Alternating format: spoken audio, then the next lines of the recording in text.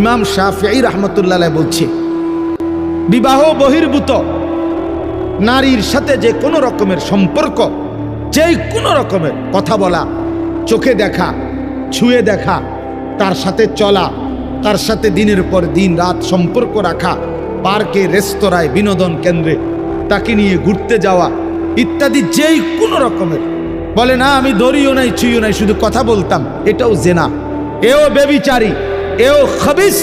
আর আল্লাহর ওয়াদা, ইমাম শাফিঈ বলছে এটা একটা করজ, জেনা একটি করজ, করজ ঋণ, তোমাকে সেই ঋণ শোধ দিতে হবে।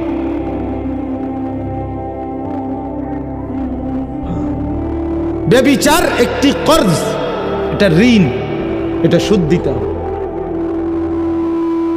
তিনি বলছেন তোমাকে এটার শোধ দিতে হবে, তোমার এই চরিত্রহীনতার শোধ, তোমার এই লম্পটের শোধ, সারা রাত নারী ছবি, উলঙ্গ দৃশ্য দেখার শোধ দিতে হবে।